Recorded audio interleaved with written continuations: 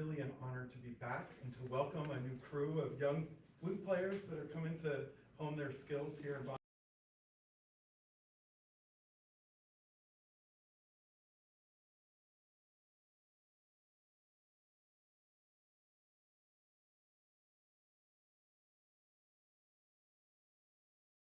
In the world. With us today, Powell Flutes, who is a co-sponsor of today's event. So thank you so much, Powell. And you can just see there's so much. There's just so much, and we get to hear you all trying some of the instruments earlier. It was really, really wonderful.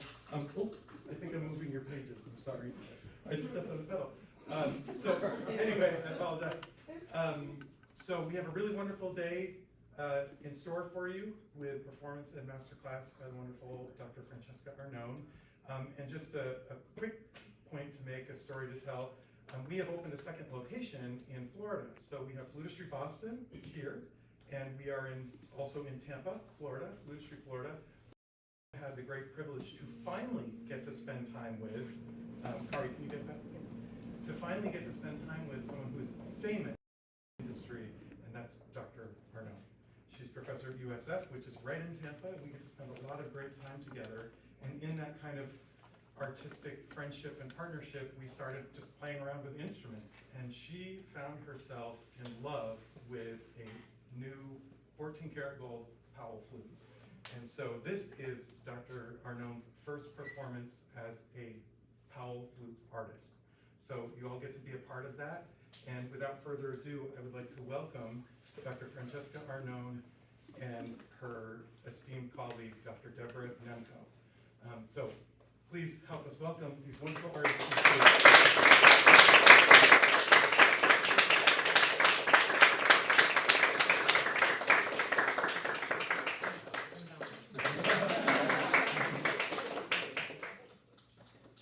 Well, thank you all for being here. It's a thrill and an honor to get to play in this famous space. And to reconnect with my good friend, Deb. Yes. We're starting off today on our tour of fun things to get to play to explore sound with Bonis Sonata, Melanie Bonis, French composer, who actually was a contemporary of Cécile Chaminade and a classmate of Debussy at the Paris Conservatory, and she studied with Franck. This is a lush, highly romantic and poetic work that really explores the flute and its color potential, so we thought it was a great opportunity to share with you, and we'll play the first three movements.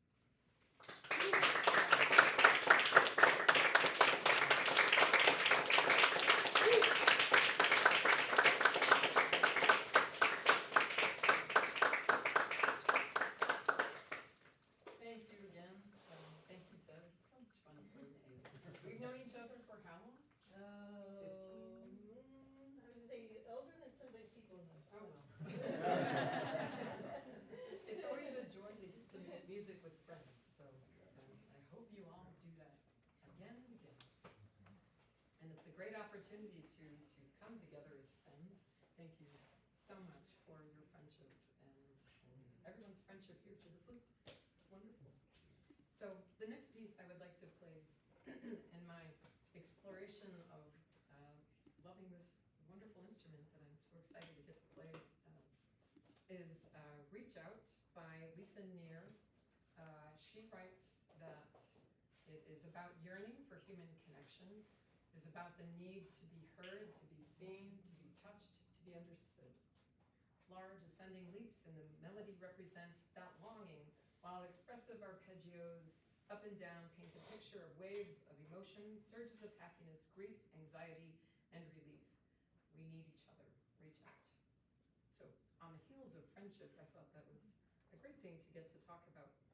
This piece was the winner of the Flute Music Consortium 2022 Solo Flute competition.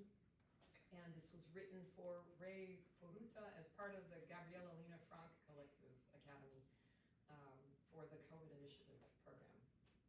So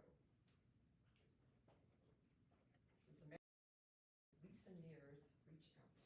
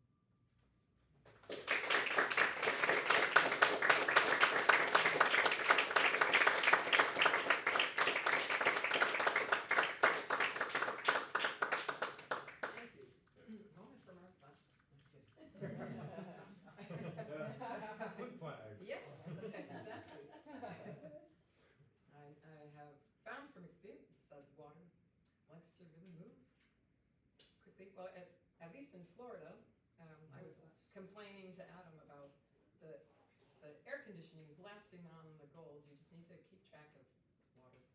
So this is a little premature, but I thought it was a good point to take a pause. And speaking of water, excuse me while I get some water. So.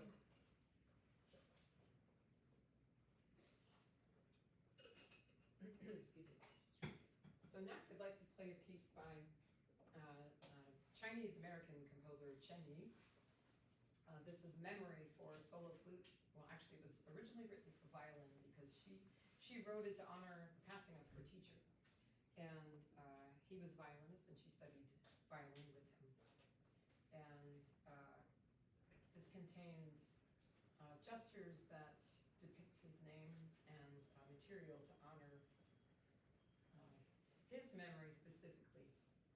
So it's a great exploration of the different colors and possibilities of the flute, I think.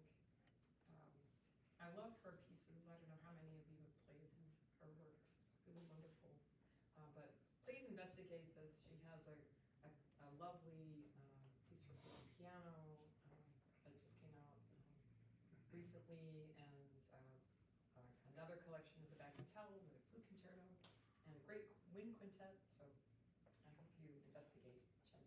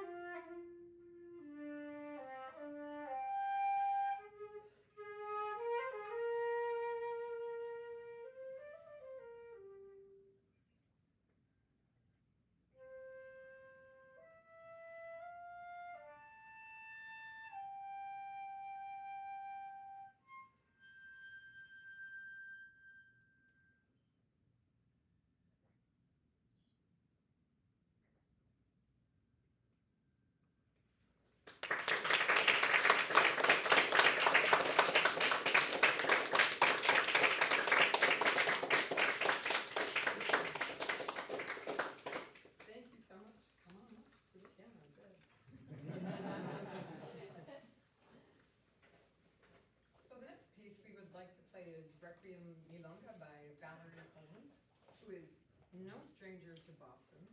How many Boston University people do we have? Anybody? Yes, excellent. Yes, thank you. Good. Graduate. She's an alum of BU. Yes.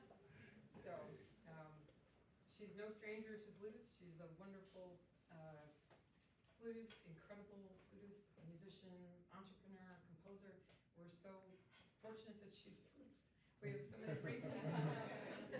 Yes, so as many of you know, the Washington Post 2020 Top 35 Women Composers and Performance Today's 2020 Classical Woman of the Year. And the first African-American woman to be commissioned by the Philadelphia Orchestra and the Metropolitan Opera. I know. So we hope you enjoy this wonderful piece. Well, she did write that this specifically is a song of longing and remembrance for those who have loved and lost.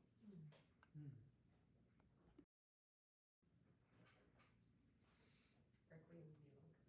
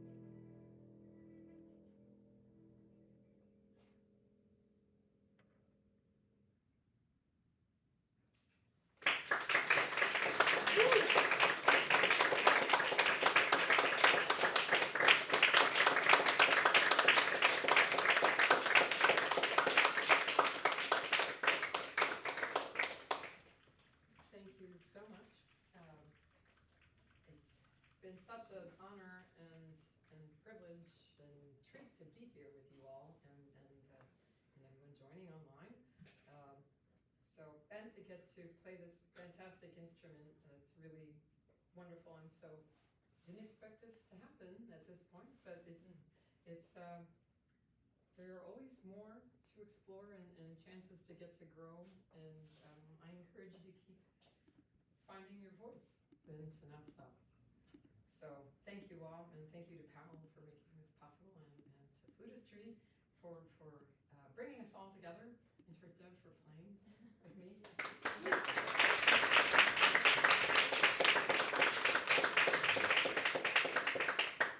So now a piece near and dear to many flutists' heart. Some of the Bartok, Hungarian folk song suite, I guess you call it. So this is the popular sad song. Sorry, I guess I like sad, sad stuff.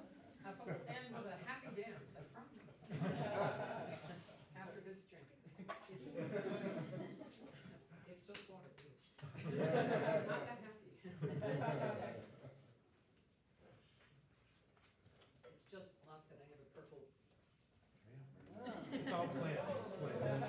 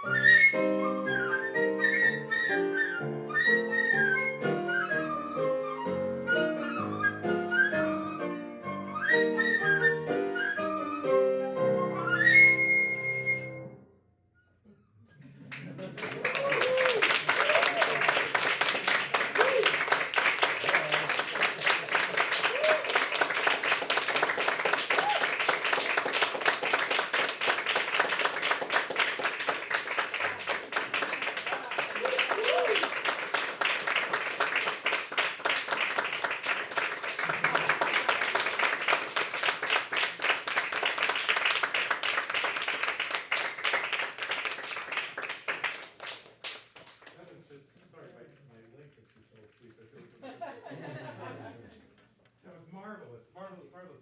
So we'll take a few minutes break. I know it's warm in here. We try to turn off the noisy air conditioners so we can have a few minutes walk around. For those that will be playing in the class, please come and see me up here. We need to make an update to the program, so we'll have you rescan the program so that you'll have the accurate information.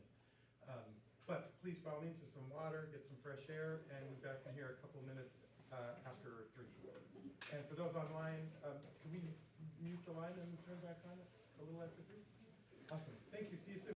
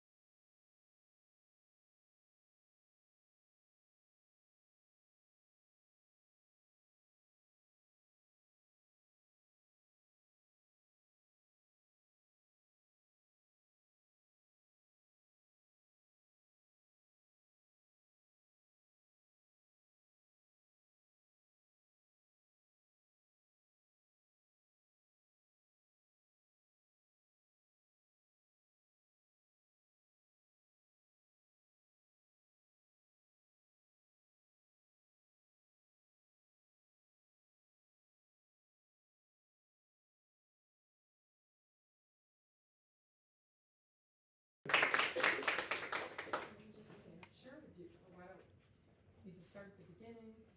Did you share your, should we give it away? Well, let's, it'll be a secret, and then we'll share, we'll let you in on the secret. Okay.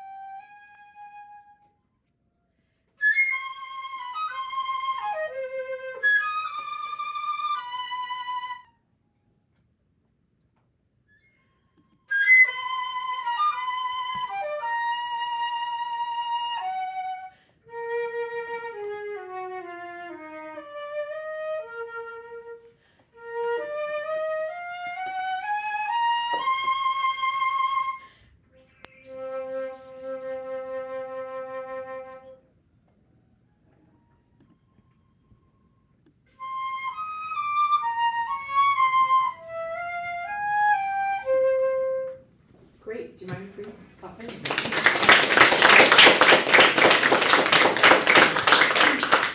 Really beautiful playing, yeah, very nice.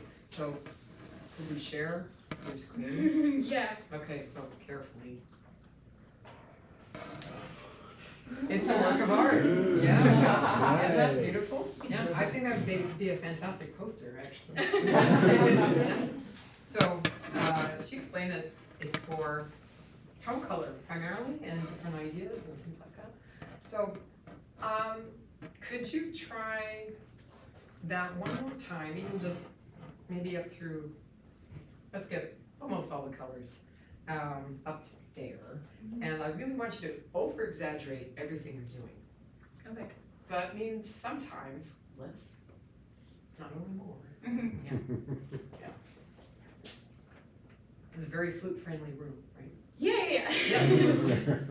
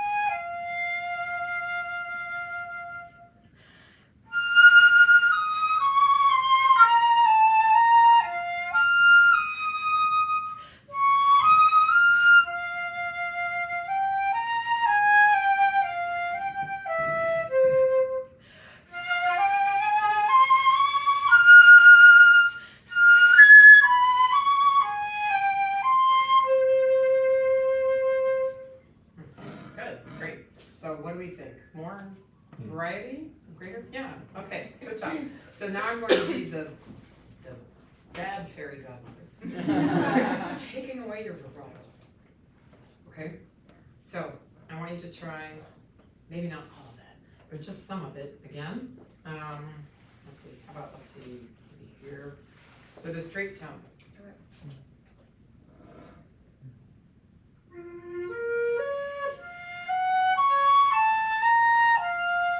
Okay, good. This is a great warm-up.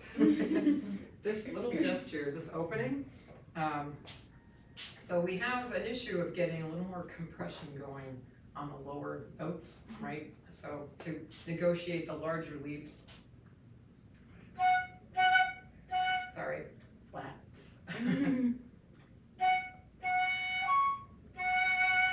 I want you to get a little more resistance organized in the core, just to feel like you're planting to really spring into that upper interval.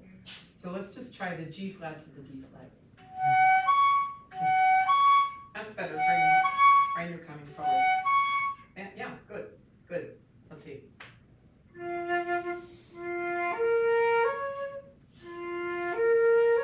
Keep this strong, even though it's a paler quality. Right, beautiful. Keep going. That's better. That's much better. Yeah, I think just starting to control the airstream a little bit more instead of blowing more to get the higher notes. Right. Sorry. Guilty. Right. Who is it? Okay. So let's try the opposite. Oops, I touched it. That's okay. So we'll start at the top of the peak over here, and have that kind of presence when you begin, and then just the air is going to do what as you descend? Go less. Right, we Yeah. blow Less, less, yeah. right, but the air needs to move. Down. Across.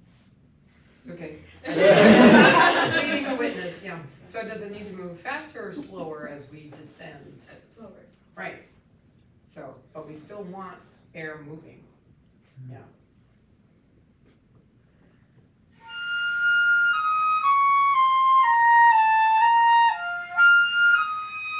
That's better.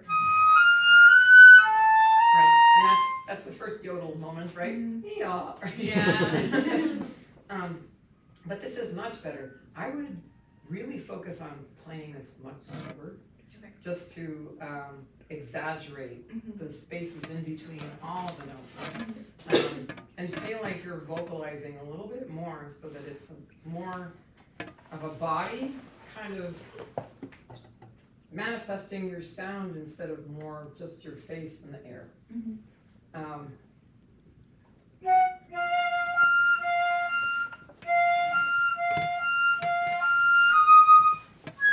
Sorry, I'm making worse intervals.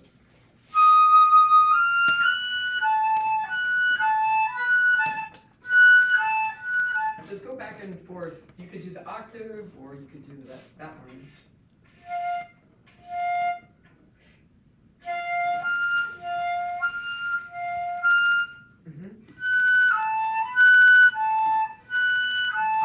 So a little cheating here. Do you feel space between your teeth? Could use more. Try adding that. More of this. That's it. Good. Yeah, I always say it's like a grandma kiss. Forward, right. Yeah, that's much better. Good. Okay, so I think if you can arm your arsenal with more of the airspeed and just the coordination of the line and all the magic things that have to happen, then integrate the vibrato into that, it'll be even more stunning. So let's see. Let's try a stronger passage. Do you want to do the green one or your?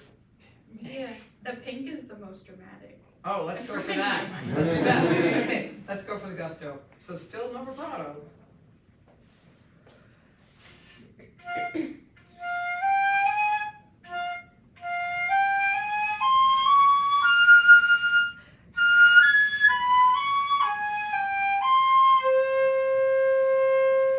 That's better.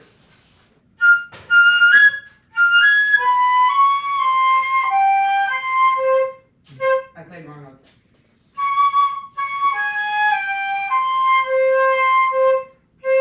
Do you work on octaves? Sometimes if they come up in the etudes, I guess.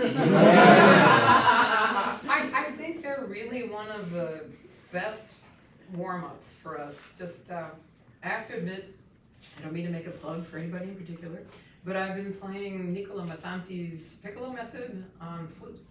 Lately, it's been a lot of fun. He has a couple of octave things, so I don't know if you have it, it's pretty cool to check out. So whatever. Yeah, so, but even just, or the William Bennett, there's the Roderick Seed book on William Bennett that has a couple of octave exercises. Just to feel how you can be a little more negotiating in neutral territory to get the movement forward away from your teeth. Can you just try even, oh, I just did a C. That's a nice flexible note. Good. So we could all do this if you want. It's your hand. It's your face. So you could put your fingers, the tips on your nose, and then your heel on your palm, and then I want you to kiss your palm. Right. I know. Just to feel that. It's like I'm doing it with you. Everyone at home is doing it too. But just to feel that movement forward. So you're doing a good job of not just moving your chin, right? But just to feel how much flexibility can you have with the lips away from the teeth. So try the C's now again. Yeah. Yes, that's beautiful. See, that's where the magic happens. That's great. Awesome. Really, really excellent. So the more silly putty face you can have, I think the better. Great. Okay, so now I'm the good fairy godmother, and I bestow upon you vibrato. So shall we pick a passage? How much are we running out of? We have about 8 minutes. 8 minutes. Okay. Pick a spot. Do you want to do the pink or do you want to do the blue? Maybe we could go into the pink. Yeah. Oh, green. Okay. Green, got it. yeah. Okay.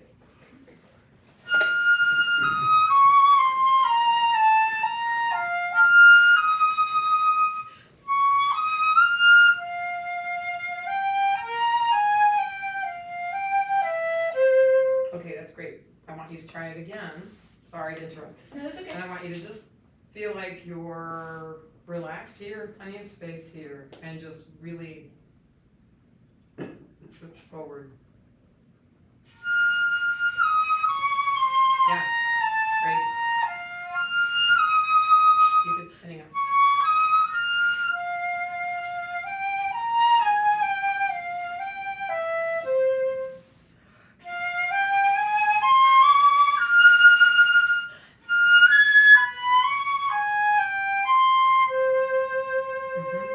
That's better. I hear the vibrato spinning through it now. So let's see.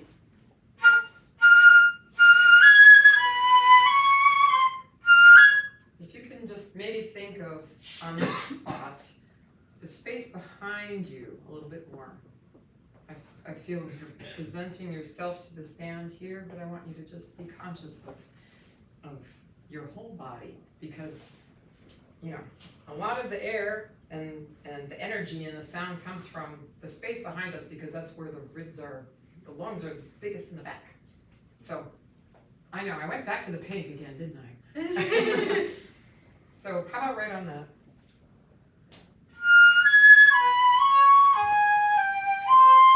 Yeah, I'm cracking. That's okay, that's all right, that's better, it's more open. Are you afraid of falling or running out of air?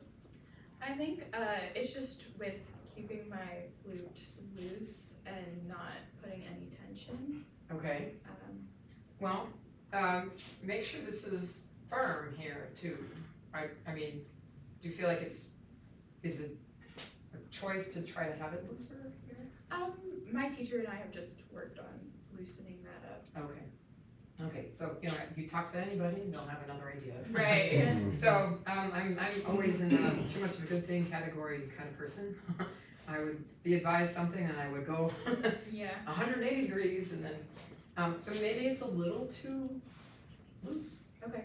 So I think stable. I was talking with Adam yesterday about playing alto flute and just feeling more stabilized here has helped me with alto, and I think sometimes I need to have a little more of that in the flute. So not that you're bashing it in your face, but maybe try a little bit more. Or you could try the alto idea. So feel like you're pivoting more on your elbow as your basis, and then be a little more open this way. Mm-hmm. Yeah. Much better. Yeah. No. So a lot Yeah, here. it was easier. Okay, but did that feel like you were really pushing? No, not Okay. necessarily, Well, not that's good. too much, yeah. Okay, yeah, see, it's varying ingredients, right? It's what makes this complicated for people. But that really made a huge difference. Good. I'm wondering, do we have time for one more little? Yes. Okay. What is one thing in here that you feel not so comfortable with? Yeah, Okay. big Okay. intervals. Okay, that's okay. So let's just apply that idea. I like to think of, oh, look, here's a piano. I think I did this with another thing. Can you try doing this? Yep. This is a cute. Yeah. Okay, now can you play that? Play that passage.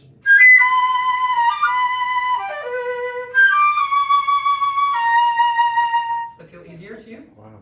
Yeah. Yeah. Yeah, okay, so, this is available for hire. No, so how does that change? You don't have to hold up your body, so Aha. that. Right, so you don't have to hold the flute up. Yeah. It's, right, nobody walks around like this all day, except for us. So figuring out how to hold the flute in balance is important, Okay. I think. So I would try to find a way that it's most comfortable for you so that you can be at mechanical advantage as well as not disrupting this. Yeah, and we can talk about that more if you want. I could go on for hours. But you sound fantastic. Thank you.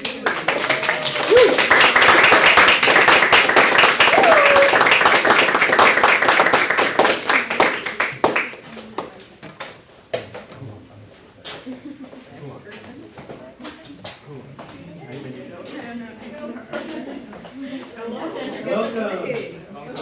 Yeah? This is James Lee from Boston. You're at Boston University. Yes. Second year master's. So welcome to James.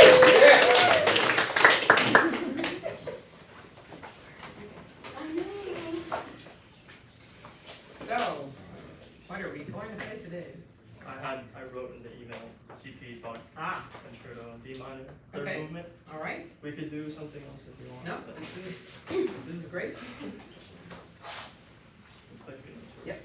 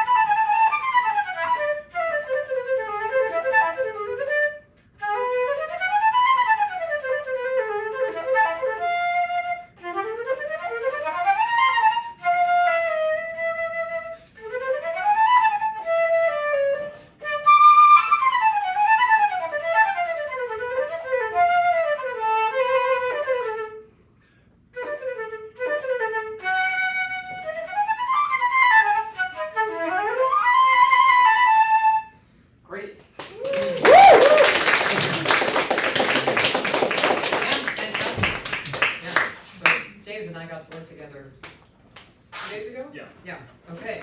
So, sounds fantastic, yeah, really. So, I'm curious, what are you least comfortable with in this piece? Breathing? Breathing, Yeah, probably. okay. Yeah. Do you feel tension in your body? When when the notes get a little bit overwhelming, I have to admit, this is a work in progress for sure. So there's some stuff in there that don't feel quite rooted and comfortable yet. Yeah. Okay, So I think that's, compression? yeah, it feels, the compression and Okay. air feels up here. Also nervous. Of course. What would that be? Okay, so do you feel tension in your shoulders, your arms, where exactly? Maybe my ribs. Ribs. Yeah, I think it's from my arm, but I haven't felt it in my shoulder. Okay, so ribs in trying to stay out? Yeah, I think I'm just Or the thinking too much about articulation. it. Yeah. Ah, okay, Yeah. yes, okay. So, let's see. Have you tried making circles with the flute? Yeah, a little bit. Okay. So I'm just curious, if you could start again, do you mind if I move your flute as you play? Sure. Okay. Fair warning.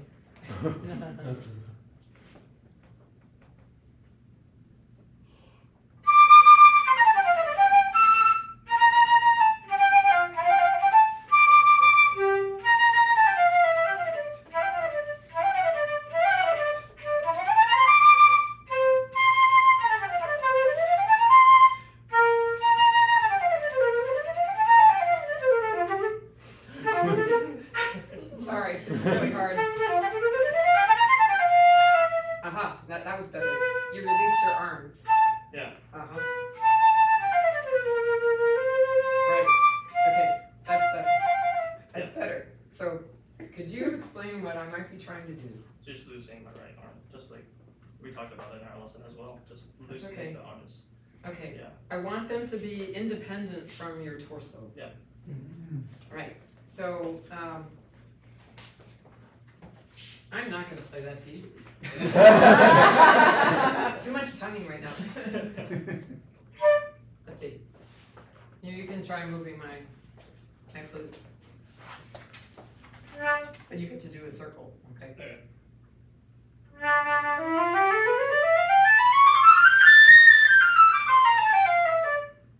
See that I'm moving my arms? Mm-hmm. Right, but I'm not Yeah. doing this. Yeah. Right, Yeah. Okay. yes. Yeah. Try it again. Yep.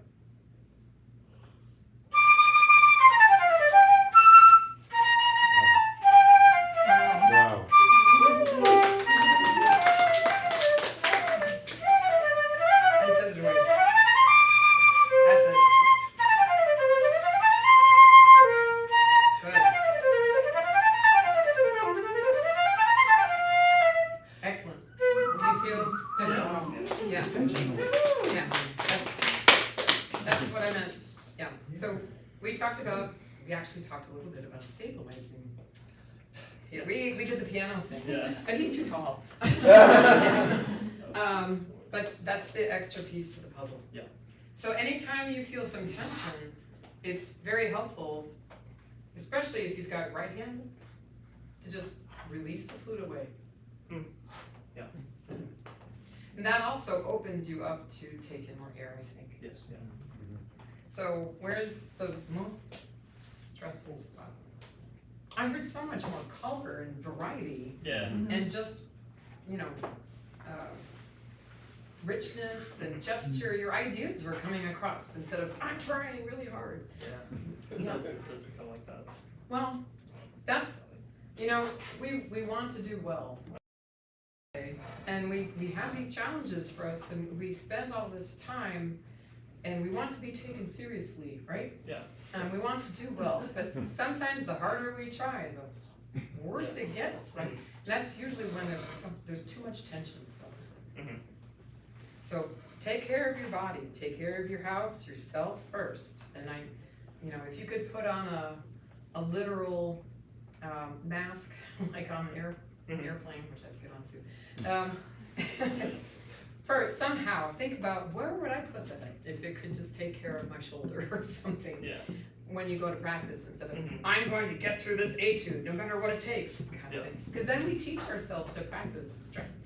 Yeah. So anyway, back to this spot. I think that's Sure. probably the most. Okay.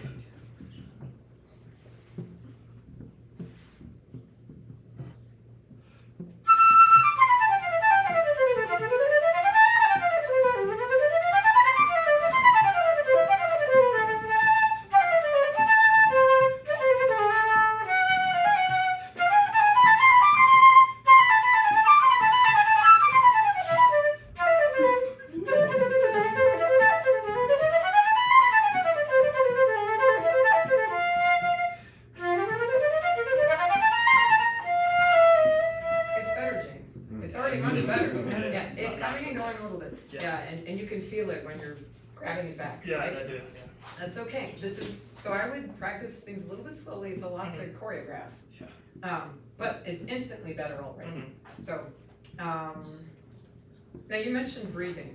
Yes, I think it just goes into not breathing well, starting in the, Exactly. Yeah. Yes, thank you. You took the words right out of my mouth. This makes my job really easy. Yeah, so especially when we've got these measures and measures of Mhm. rest, or when we finally get to come in, Yeah. you want to really tank up well. Yeah. So, do you have a thought process for breathing deeply? kind of just Okay. breathing deep Okay. without stopping in the throat. So, Okay. just keep it straight Okay. Yeah. Do you feel it go straight down? when I do it right. Okay. Right. So, do you feel the tongue drop when you're breathing? Sometimes. Sometimes, Yeah. okay, I hear it too high, actually, on your Yeah. intake. So I want you to think more Santa Claus, Oh, ho, ho, ho, or something, whatever, or oh in reverse, ho, reverse, oh. Or you could say how. But, right. Yeah. If I have a long rest, something that I'll do sometimes is put the tongue up to the hard palate, the ridgy part in the mouth. That's my middle scherzo intake. For some reason, I just feel like I can really fill up. Of course, I can't do that in the middle of the passage because Yeah. my tongue's in the way, but really intentionally fill up and feel that you're, filling at the bottom of the lungs first, so back here, and then up. I like to think of a Xerox machine, right? Like going up the Yeah. body. So how about trying the second page again, that's your special part, and take a conscious effort to be organized. And then monitor your shoulders so that they're allowing that expansion. Oh.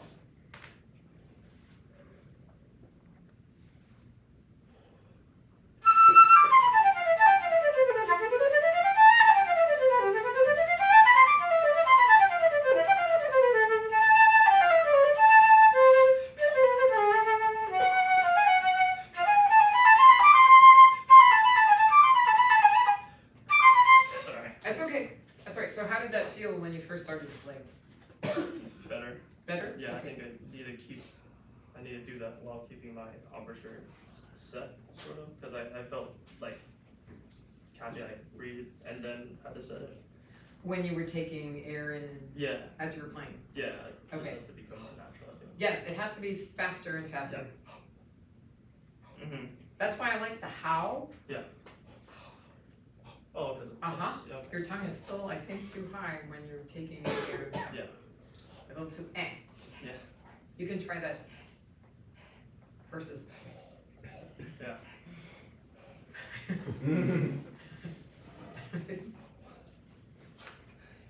So sometimes when I'm practicing something like this, an etude, which everybody practices their etudes, yes, including my students at home who are probably not. Take a vacation breath when you get to a breath spot, Yeah. so that you can sort of release excess tension Mhm. and then fill up intentionally. Yeah, yeah. So how about trying that in this passage again, every time you need, or you get to a breathing spot, just relax and take in as if you were freshly starting again. Yeah. And, okay, one more thing to add on to your to-do list. I want you to really feel like you're breathing into it. Yeah, now you're filling up. So make the ribs go back. Yes. Okay.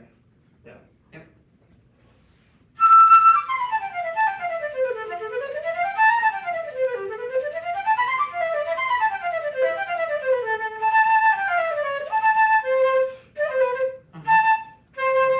Take more time. Sorry, take more time to breathe. Yep, Yeah. and then find the flute again. Right.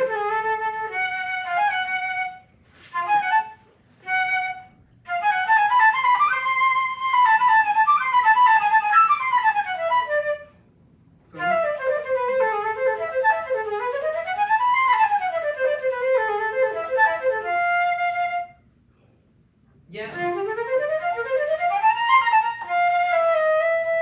Open.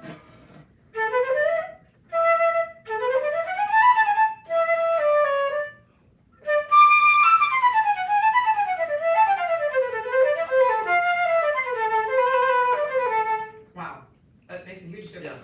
Yeah, yeah. So air is everything, right? Yeah. Yeah. Can you imagine sitting next to a violinist whose bow doesn't move very much? Actually, I can. Okay.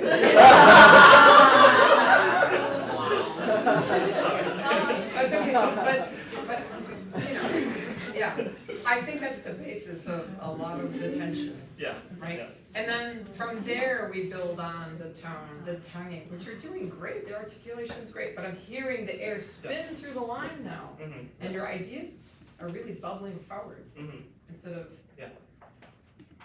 like you're trying to blow through a rock. Yeah, guys, I always feel like I'm catching up on Mhm. breathing. Right. Yeah.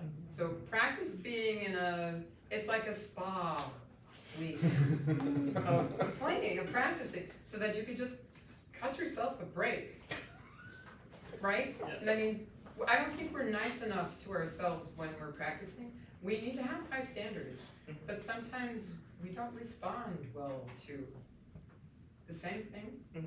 So, or we respond better to being more open to the possibility of being free. And air is always a winner.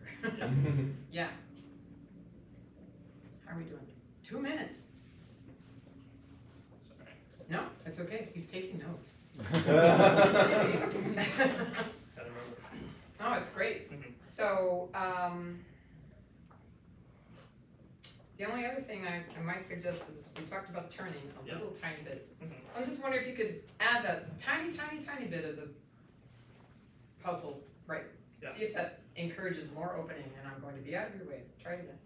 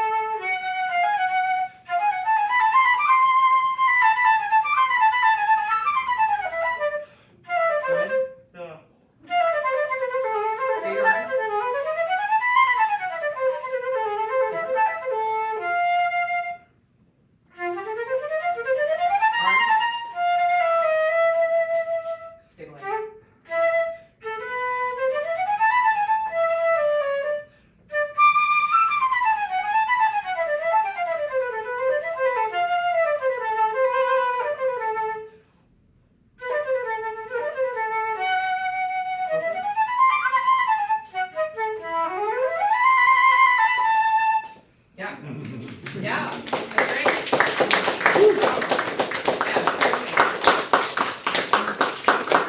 You're welcome. Yep. No, it's just like a coach. There's a lot to think about. No, I know, you did great. I threw a lot at you. Good job. That's wonderful. Wow. Okay, next we have Catherine Butler from Boston University, who will be playing Valerie Coleman's Danza della Mariposa.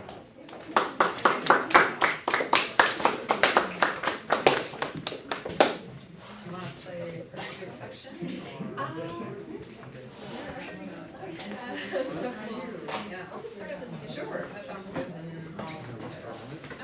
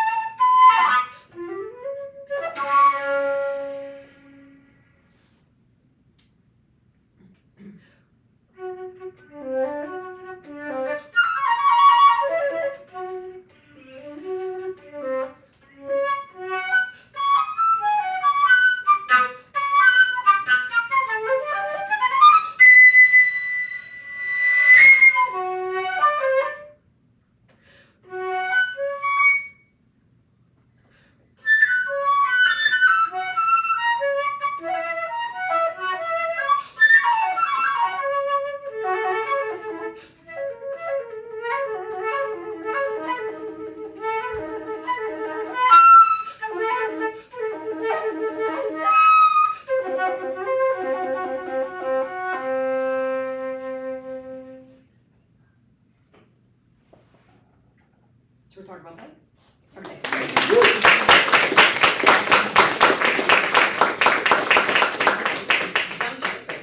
Yeah. So, what does this mean? Danza de la mariposa. Dance of the butterfly. Right, okay. So, I'm wondering, how does this sound like a butterfly to you? In a lot of the like 16th notes and sextuplets and trills and grace notes, it just sounds like adds to the flutteriness of the Yeah. piece, I think. Okay, I agree. But the beginning, The beginning is tough. It seems like it's very big for a butterfly. yeah. So maybe it's pre-butterfly, maybe. I don't know. Maybe I'm reading into this. But I think, this is a very flute-friendly room besides us being here. It is just forte, right? So I think you can maybe relax a little bit and be a little more, I mean, she even says singing, right? Cantabile. So can you experiment with the softer side of the opening, just for variety?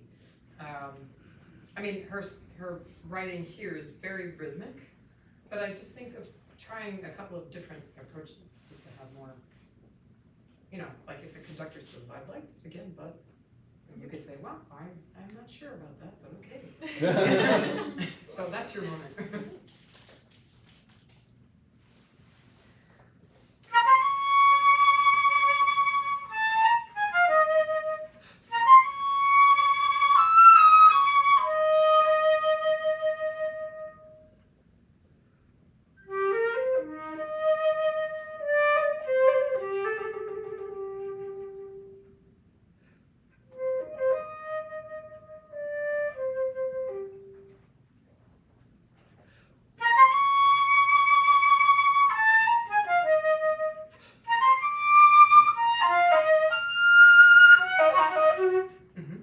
Good. Does it feel odd?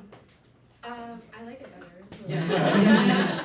I think there's a lot more color. You've got more room for yourself, basically, to do things. I mean, that's one of the wonderful things about a flute alone piece is it's a blank canvas.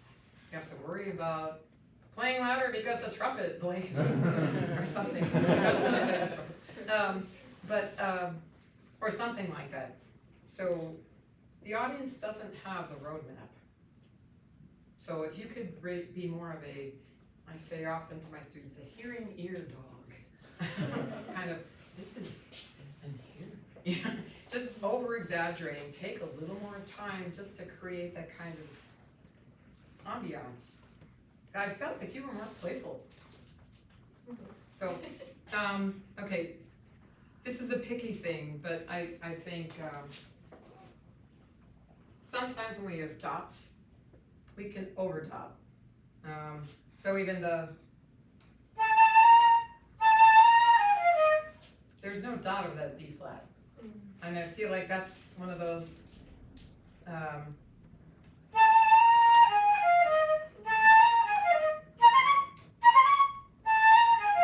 you didn't do it here.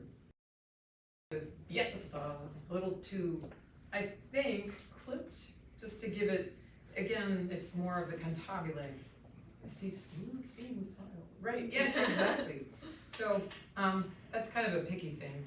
And even here, try not to anticipate the crescendo. If you're too big here, then. So how about trying it from here with that idea?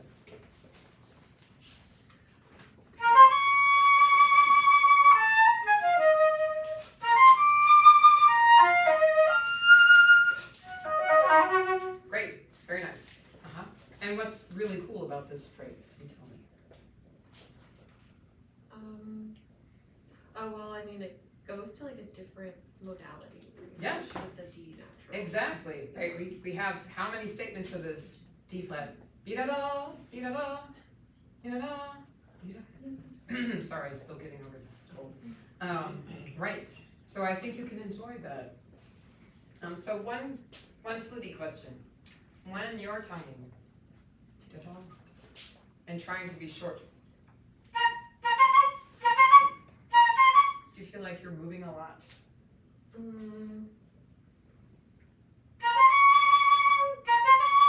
That's better. Was I moving a lot before? Yeah. Little chewing on, Okay. a little, I think. So you have a really huge sound. It's spectacular. So I think even with the dots, you want to have the tongue a little more forward. Where do you feel like it's striking in your mouth? I guess Back of my lip. Yeah, great. Yeah. Right. So is the back of it dropping? Paul, like Paul, or Probably. Paul. Oh, yeah, I think the back of it's dropping a little bit. Okay. Yeah. So, but in the front for the pa-ta, pa. Ta-ta-ta. I don't think so. Okay. Yeah. It's pa, pa, pa. I think that's contributing to the chewing. Okay. Just things to think about. But anyway, I thought that was better this past time. So let's go ahead.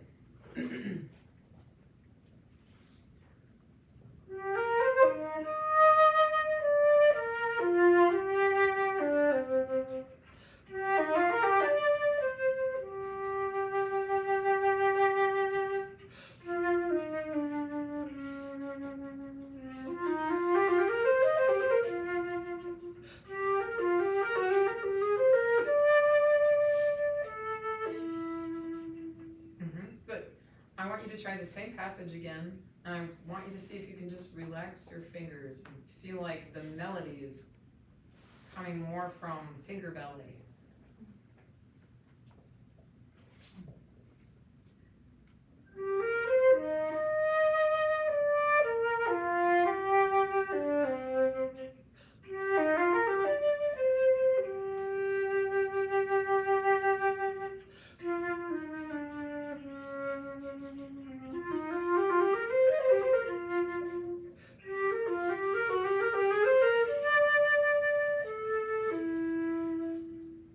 It's different now. I hear more butterflying a bit. Yeah, we get a little accustomed to being a little, I think, too tight sometimes. But what's one thing you would like to do differently in your playing? You told me. Low register tonguing is a thing that I've been trying to work on. I usually use too much tongue, like at the presto, for example. Right, yeah. Yes. Okay. I was wondering. Okay, that's okay. Good. So let's just start there. So since you're still tonguing forward, right? For this part, I'm Uh-huh. right behind the teeth. Ah, okay. Why not forward? I was told not to do that Ah. by my teacher. That's okay. That's a good reason. Yeah. That's okay. Too Okay. much, too much tongue. Okay.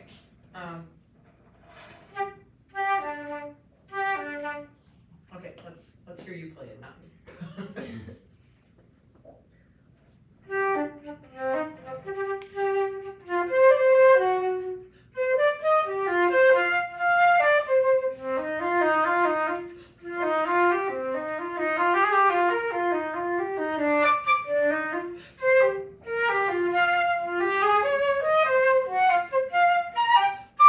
Okay, good. It's better than it was before, right? Maybe just being aware of it right now. Do you feel like you're just trying to be a little too tight when you articulate? I tend to want to use the tongue to get the notes to speak, especially in the low register. Yeah. Right, okay. How's your Mendelssohn scherzo? Little out of practice. That's okay. Well, I mean, if that's something that you want to work on, it could be just something that you keep on a diet rotation. So, so what are you working on for low register articulation? Really not too much these days, if I'm being honest. That's okay. I'd rather that. Yeah. So have that again in something that you're doing, like Tap Elko Bear number 1, something like that. That's a great thing to do. So let's try.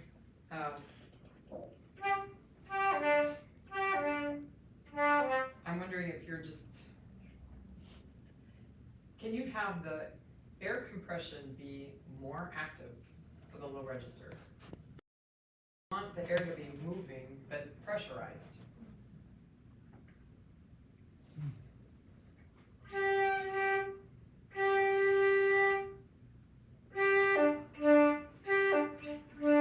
Right, see if you can stay more open in the body.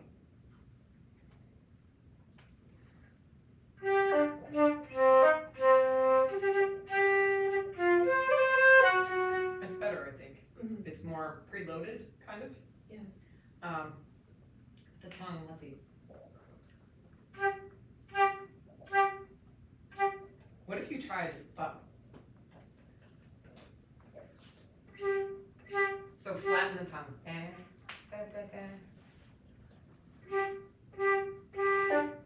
So it's too far forward.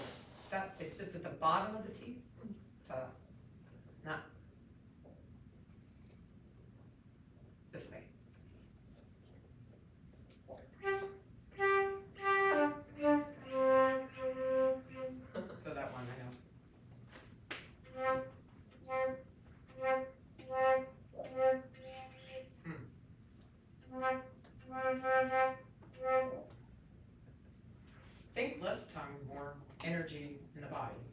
non-tongueless attacks?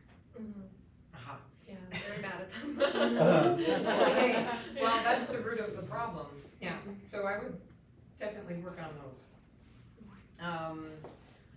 For years and years of my life.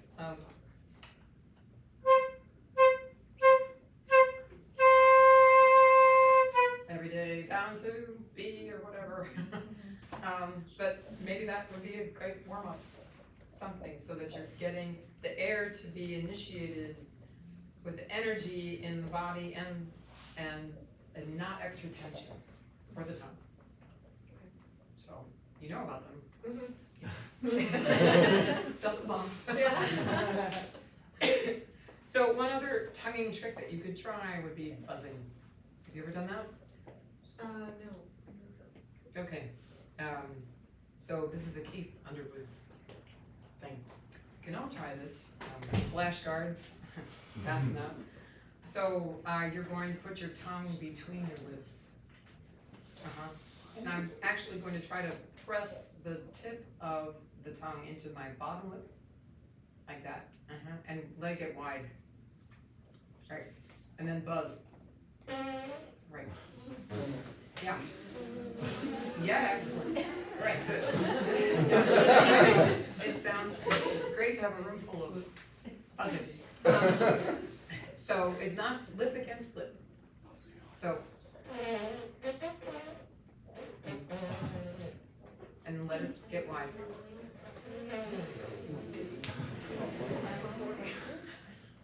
You're doing great. Yep, that's fantastic.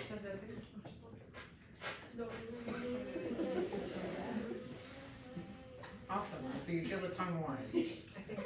Yeah, right. So do you feel it kind of reaching out the corner of the tongue? Yeah, good. This is great to strengthen the embouchure here, right? And loosen the center of the top lip, right? It's a great thing for food. But try buzzing one more time, and then I'm gonna make you play immediately after your buzz. Okay, so buzz one more time.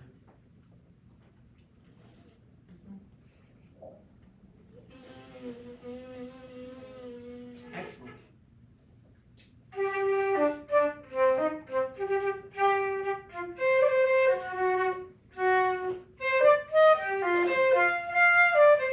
Wow, that's really weird. Wow. Yep. Ah. I know it sounds really ridiculous. They're like, what is she doing? This Well, has to be my wrong. tongue feels like really out of the way now, which is interesting. Ha! Yeah. Yeah. Okay, so if your tongue feels like a 2x4 in your mouth, which is mine always did until I started doing it. But it actually strengthens the tongue and gets it used to being far forward, which you're used to from forward tonguing, but it's different. I think the concept of it widening is really important. So it's not fat. For some reason, when I always thought pointed tongue, that meant I conceptualized it as fat and, it's like that instead of this. But that really changes tonguing. That was magic. I heard so much spin in your sound. And you weren't using too much air, but the response was right. It was immediate. So this is magic. If you have a commute and you drive or you walk, this is a great thing to do. You can have a repertoire of diminuendo, vibrato. It's terrific. Great. So what year are you? I am a first year performance diploma student. Oh, great. Excellent. Good. So you've got this all prepared. Are you entering some competitions? Yeah, it's for the Yeah. Hoffman Soccer. Right. Yeah. Awesome. Good. Okay, well, good luck. You sound terrific. Thank you. Really.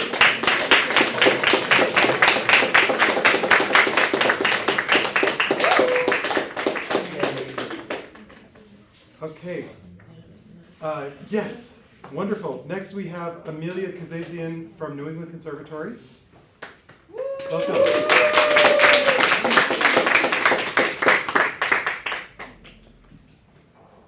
Hi. Ooh, CD.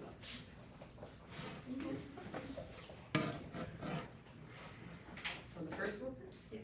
Okay. Do you want to play the whole thing? Sure. Okay. Or is it a section? Okay. All right. Just start.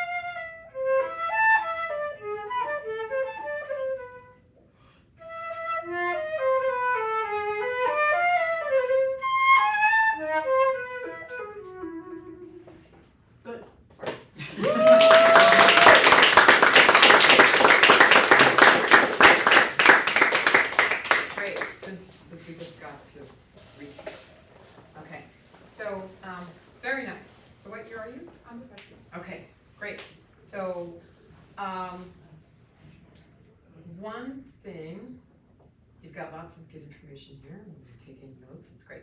So I want you to play like a Cliff Notes version of this opening. What would that be?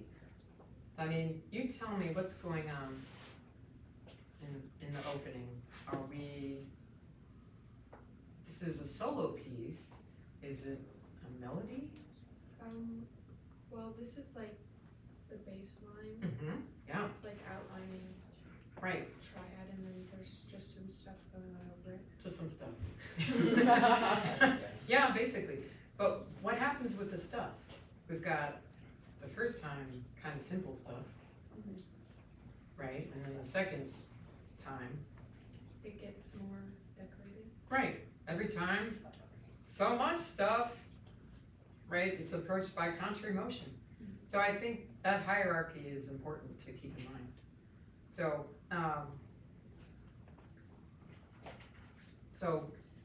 let's try the beginning, and I think getting the first note in a way that's comfortable is important. So let's just hear a couple of low A's.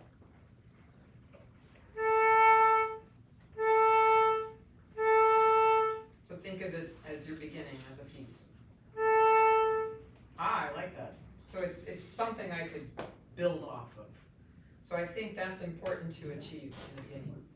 So now let's play the backup band or the melody part. So just skip your low A's and let's hear the first A.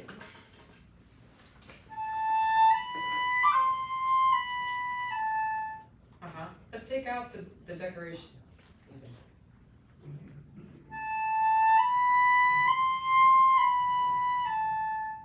Yeah, good. So this is tough, but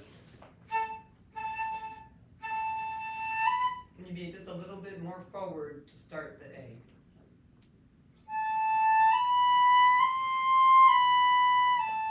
Great. So, but don't be louder.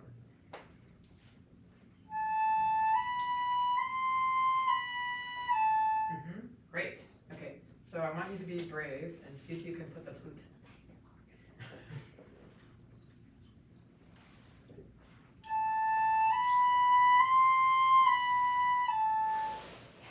That's really magic. Okay, good. Second one, still simple version.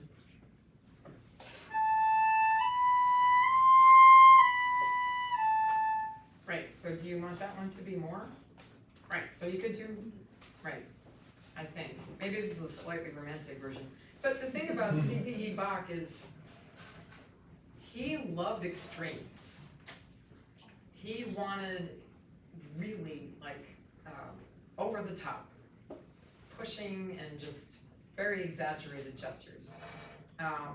So try one more time. This is your second statement.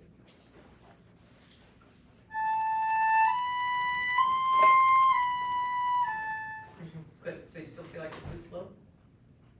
Okay, so keep maybe a little more up for the beginning. Okay. Good. Third one. Okay, so you went ahead and went for it. So what's the important thing here? The important note. The F. Okay.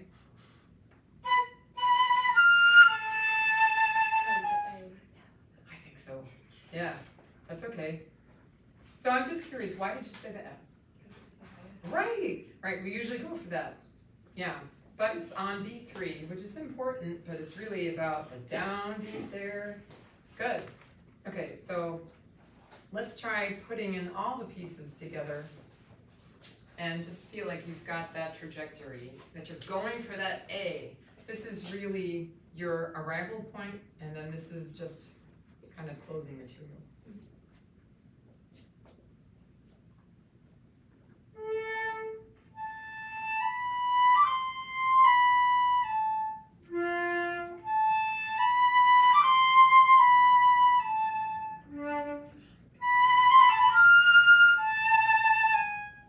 It's better, I think. Yeah, much better. Fast. Slow, fast, wrong way. Yeah.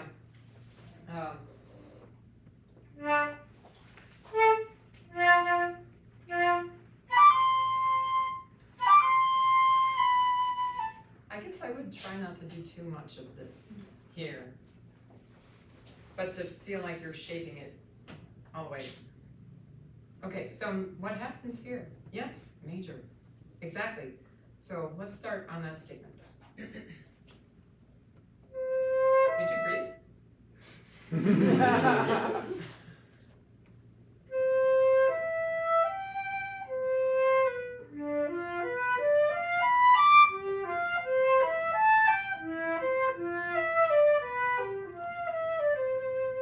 Okay, very nice. It's much better with a good breath. Right. Yes, breathing is everything. We already established that. Good. So if you can go back to having this a little bit lower, and I want you to look out for your elbow. Because do you know what you're doing? I'm moving my elbow too much. Yeah. Do you know why? Do you have an idea why? Okay, so what I'm seeing is that you're moving your elbow to decrease the space. Yeah. Yeah. I didn't see the little one. Yes, that's okay. Sorry, I was in that club. Yeah, until I did more of this and then actually I moved my thumb and my foot joint. So I don't know if you've experimented with where your foot joint is, or I wasn't paying attention to your thumb. So does it stay pretty much there? Yeah, okay. To me, I'm wondering if you could have a little more of an open hand so that your fingers aren't too close. Yeah, just like you're going to, open the refrigerator or something like that. Right, yeah. Okay, so why don't you try the same spot and I'll be over here watching you.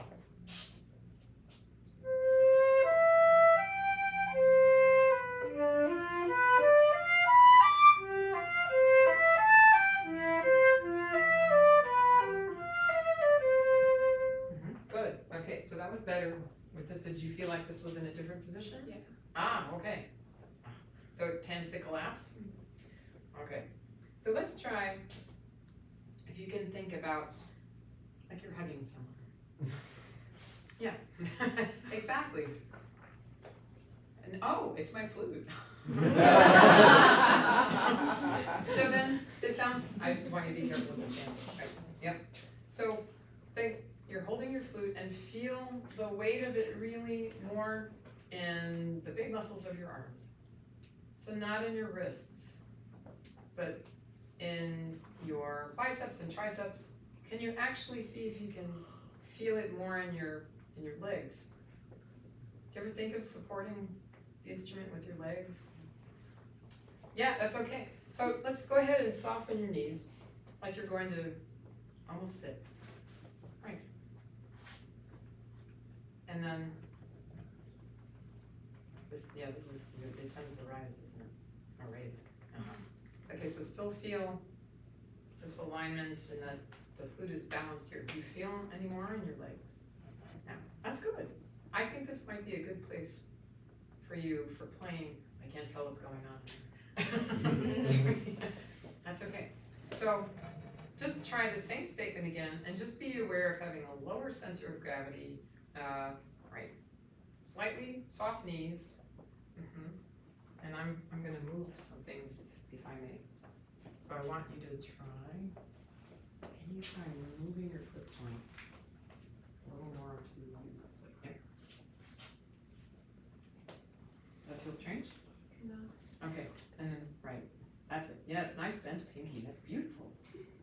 Okay, so bent knees still? Good.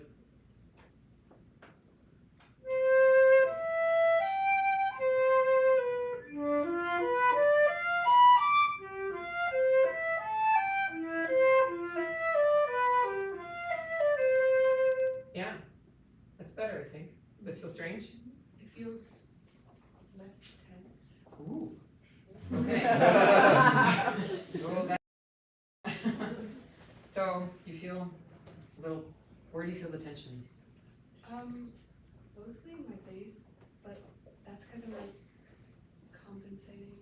Right, because you're used to pushing it in. Yeah. Right, sure. So it's worth the struggle. So if you can do more of the silly, the kissy thing and bring the embouchure more to the instrument instead of the instrument to the lips. You'll have so much more color and possibility. I heard so many more ideas come across. You arrived at the destination much more clearly instead of, not quite, it sort of snuffs out the sound. And then how about your hand? Kind of in my wrist. Okay, that hurt, no tension Yeah, a little bit. now? Not anymore. Okay, When I'm but like that's, pushing. okay, so pushing in? Yeah. Ah, see, that's bad. Okay, so I think if you can almost consider the wrists are just along for the ride with the rest of your arm, that would be a little freeing for you. So when you're working on your technique, be very aware of your body use. Do you stand in front of a mirror?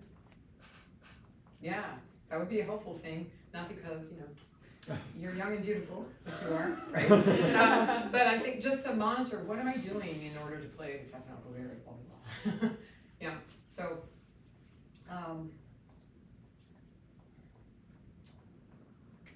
a lot of things to think about, right? Can you try that phrase one more time? Where is your destination?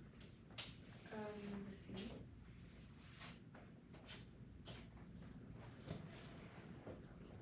It's the resolution eventually, yeah, but I think it's just decorated, right? Be da da da.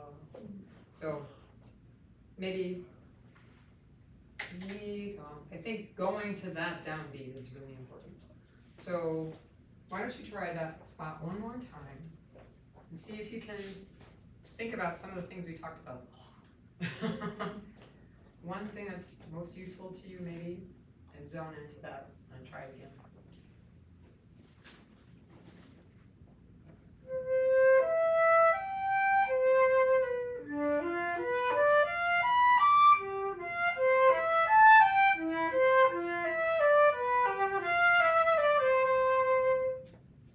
That's better, I think. Yeah. So if that's our arrival, we don't have to accent it, but it just has to feel like, I'm home now. I didn't sing it in a triplet, but that's what I wanted to sing. Okay, so, yeah. You could put something on your wrist or your elbow to remind you. Or you could try the piano thing, of course. Sometimes I think practicing with a buddy is not a bad idea. They could be your three-way mirror, just do tag team. Or play scales together and toss backs or something like that, just to kind of check in with each other. I think we spend a lot of time in a practice room by ourselves. So, how are we doing? 1 minute, really? Yeah. You wanna play one more thing? Or something else that we didn't do? Can we work on this part? Yes. I feel like it's kind of awkward. It's very awkward. This part. Sure. Okay, go for it. Breathe.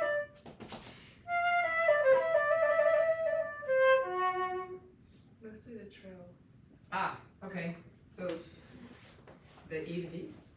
Yeah, just making it sound like natural instead of weird. Okay, well, I think making peace with it and stripping away. Try it one more time without the trill.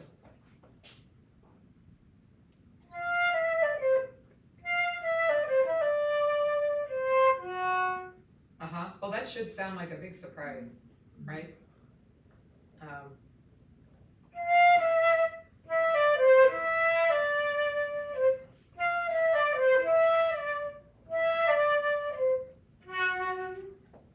It's like, it should be a sudden surprise, so you should feel like it's jarring. Can you stop right before the F sharp?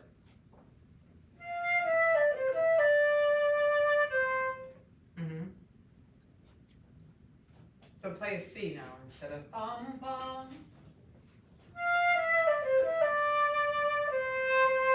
That's it. Now add your trill.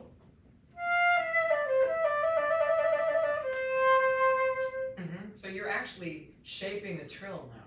You're doing something with it. It should be moving and just moving us ahead. Sorry, momentum. Words are starting to stop. Now play the F sharp, but it should be a sudden change.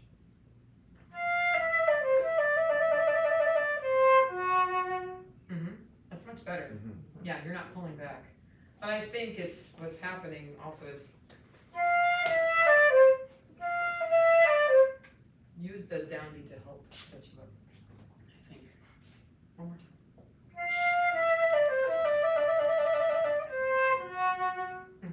It's better, yeah. So experiment with stretching versus accenting too. And I would make sure I would get a really good copy of this, not just what's on IMSLP. Yeah. So you want to check the pickups and the values and things like that. This is not a bad one for what's on there. But yeah, find Amadeus or something like that. Yeah. Great, very nice.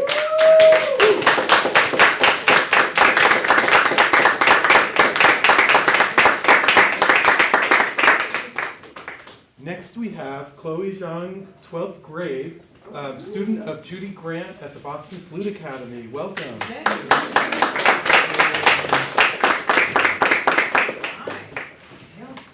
Yeah. Oh, this is such a fun piece, isn't it? When I play it right. Oh. What's your favorite part? Oh, that's so hard. I really like, I like listening to the beginning. Right now it sounds kind of not good when I play it, but I really love listening to it because it's so pretty. But Well, okay, so here we are, cutting off ourselves from the beginning, right? So, can you hear it audiated exactly as you want the opening? Yeah. Okay, now play it.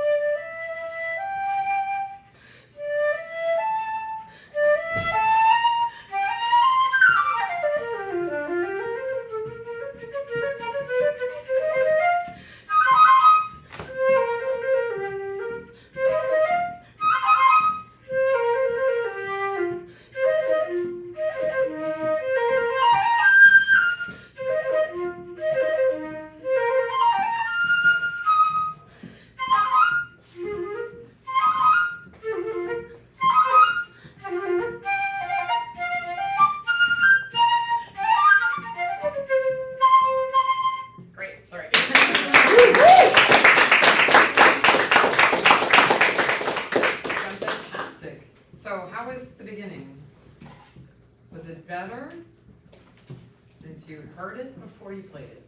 Yeah, it felt more stable than how I usually play it. Okay, so what's your concern about it?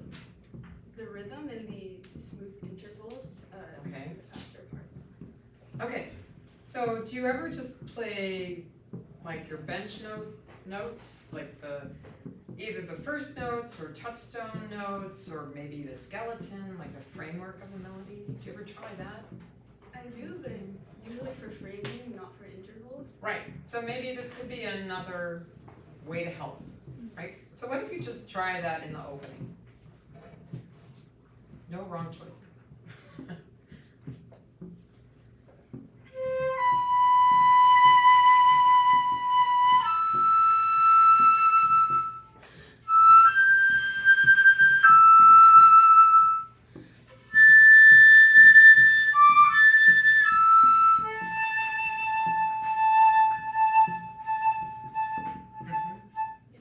Great, good. So I think that's a helpful landscape to create for yourself. So now, while I'm a supporter of movement, I'm wondering if you can be a little more stable here. You're adjusting constantly. Yeah. So trust yourself. This takes practice too. So I'm wondering if you can feel. This is an odd question. Do you trust your left arm more than your right? Oh, it's weird. I use scissors with my left hand, but I write with my right hand, so it's like. Ah. Oh, that explains things. Okay. Really? That's impressive. Okay. So, let's see. For now, let's just try to trust one more than the other. So Okay. pick one. All right, don't tell us. And just do exactly what you did and see if you can keep that, I hate to say still, but just stable. Your core is your foundation, and that's your rock. And your head is free, but I feel like you're looking for the sound here. So I want this to be a little more stable here. Okay, sorry. Good job. It's already much better. Just the framework or your bare arch only.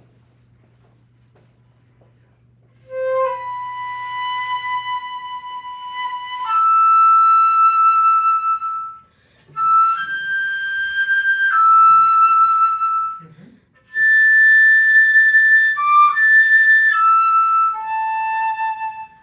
That's better.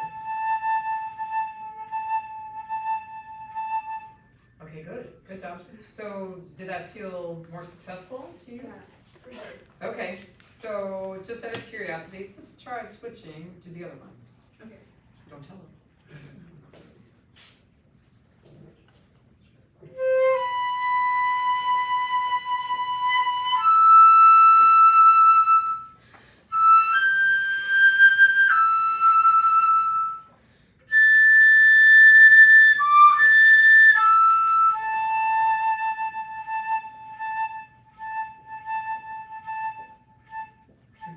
Okay, good. Did one feel more comfortable than the other?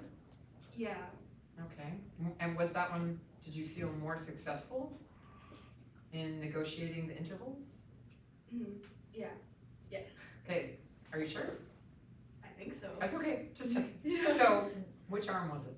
Left. Aha, okay, good. So I also noticed, was that the last one? Mm. Yeah, you moved your head less. Ah. Aha, so, let's see. You could put a beanie baby on your head.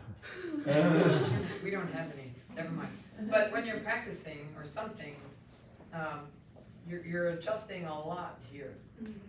So you can do more with your lips if you need to, right?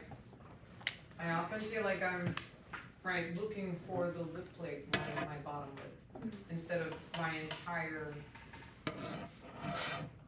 face. I mean, when you put it up, it's fine to adjust, but then when you're off and playing, sorry.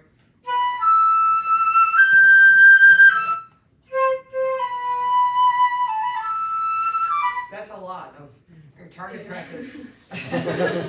So without touched you. I have, I know.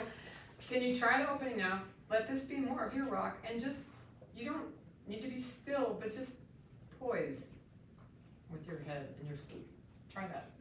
So the full, like the Do you feel comfortable with that? We can still do the arch if you want. Let's keep, Yeah. yeah, good for you. I'm so proud of you. Yes, it's very difficult to break things down and be okay with that. So we want to build on successes. That's exactly what you want to do. Gold star. Gold flip, never kidding. Poised.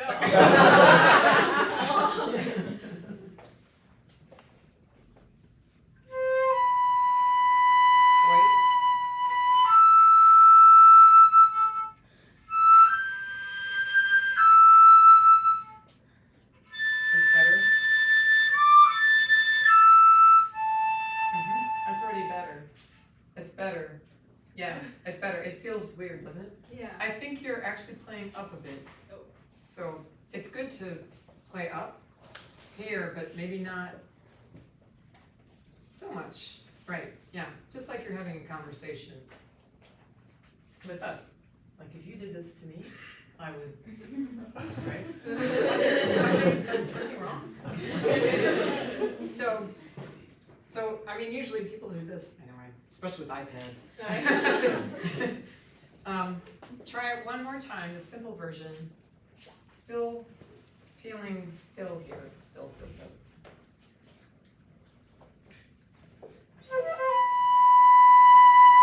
Yeah.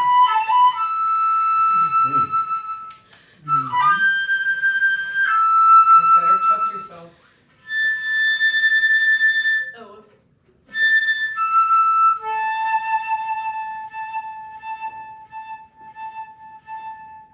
That's better, it's so much better. Yeah, really beautiful.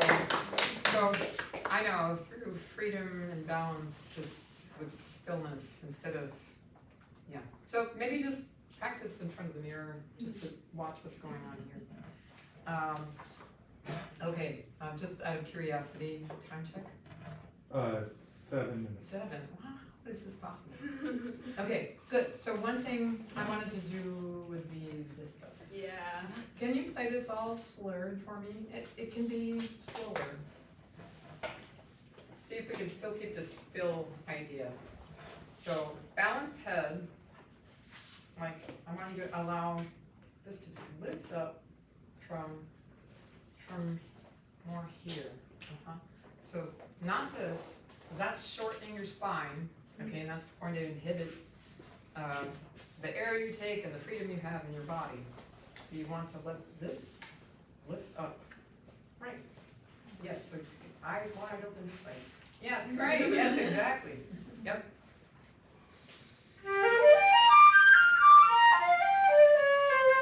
Right. Keep your head nice and balanced.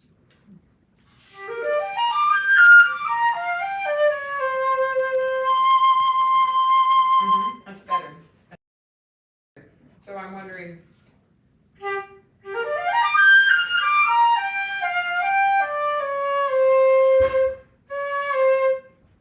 come a little more forward with the lips. Just like grandma kiss. Right, exactly. Yeah, one more time. One more thing to think about.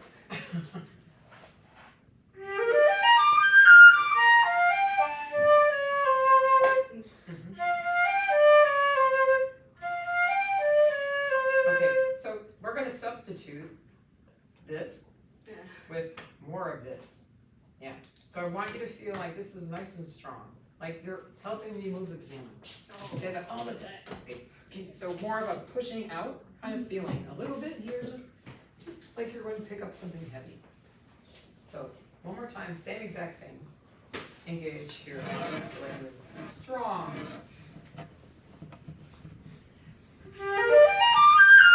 That's it, keep going. Yeah, thank you. Wow. Okay, now you may articulate. Oh. Same, do the same exact thing. Keep this going.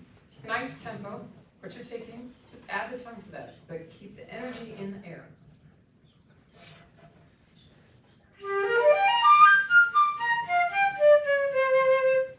That's better. It's much better though. So before I was hearing not as much of a focus on the articulated notes, because you were backing off the air and things were moving too much. So I would slur all of the articulated passages, come back to this, and yeah, practice in the mirror, get a beanie baby on your head. Does everyone know what a beanie baby is? It's coming back. Okay, Small stuff. you did great. Beautiful. Yes,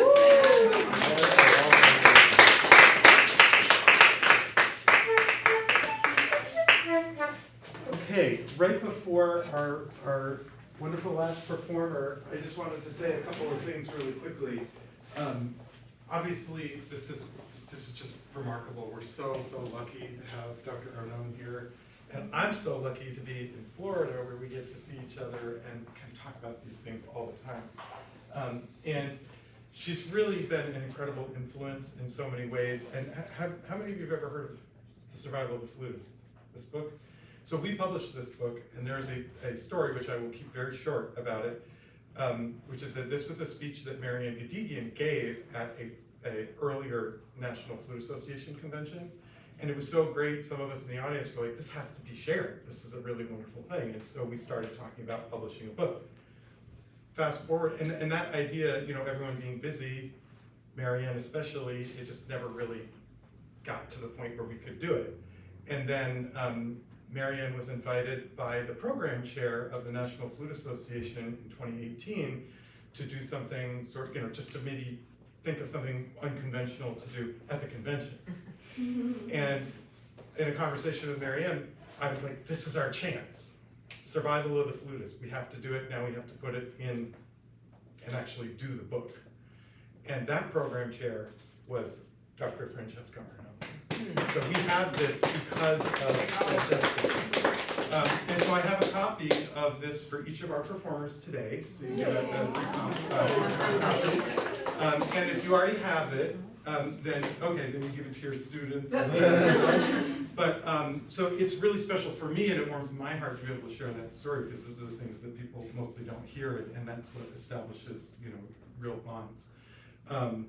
That said, there's one other thing that she's done that is remarkable for myself, for Flutistry, and for all of us here today, and that is to introduce some of her wonderful students to Flutistry and to the flute industry.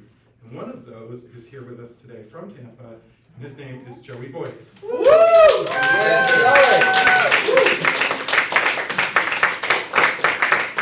So, we have improvements to make. We all do, certainly as a business we do. We are all still flute players at Flutistry, and we try our best to run a great business to serve you. But Joey is helping bring us into that next level. So a lot of the new things that you see are because we're jamming on ideas, and he actually helps make it happen. And Joey's not the only incredible person on our team. We have Brian Van Sickle,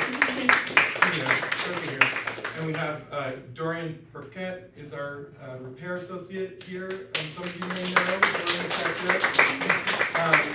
And we have also Kari Heggie, who was here earlier. She's our repair manager, senior repair manager here at Flutistry. And so she oversees what happens here and in Florida as our leader. And then we also have some wonderful interns. We have a full-time repair manager in Florida named Josh Hollenbeck, who's also wonderful. And some of the Powell team, we get to hang out at the Florida shop and get to jam on some ideas. And we have a few wonderful interns and helpers that are, and Erin Dora is one of them. Thank you, Erin. So it's really wonderful to have a great team. And also, the next performer that you're going to hear is someone that has long been affiliated with Flutistry. I think we met when he was visiting from home, from New Zealand. How many years ago? 8 years ago. And we met, I remember, like in the retail area. Yeah. I don't know why I remember that, but I remember that. And anyway, marvelous musician, wonderful colleague, great professional. So I would like to welcome Matthew to the stage, and thank you. And if you appreciate the teaching, she works in the summers newly, last couple of years, at the Killington Music Festival in Vermont, where I was born and raised. Beautiful place. 3-hour drive from Boston. 3-hour drive, I just did it. And do look it up if you're interested in her teaching, and you can always come visit us in Florida, too. That'd be Yeah, lovely. that would be great. Matthew. Nice to meet you too. So we've got an audition. Yeah, yeah, Okay, yeah, all right, we'll treat it as an audition. yeah, okay. Number 76?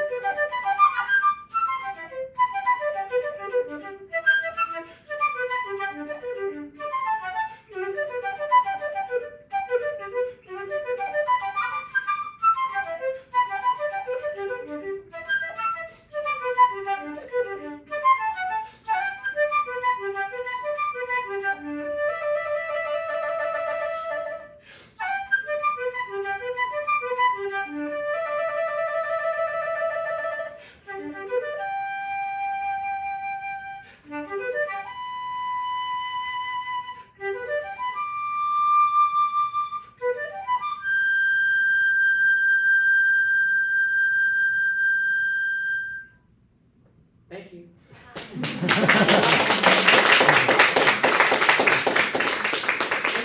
That was really amazing. No. It's I good was practice. exactly, if you're doing this, let's just do it.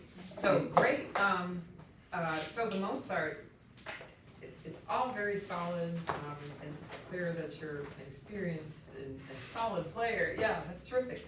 Just, I hate saying things after I had to play, just maybe watch some of the softs, and I love that you had some dynamic contrasts. Don't lose that. I think enough people don't play softly in an audition.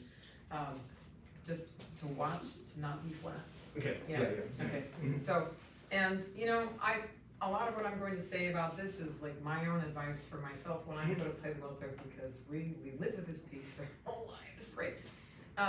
But to just go back to the skeleton and to think about the phrasing and how you can shape it, if you can have a vocal focus of what you want to say, because it's solid, but then I feel like it just gets a little more technical and careful instead of really expressive. Yeah. So why don't you step into your magic circle, as Noah Kageyama says, and just play the opening for us in that way.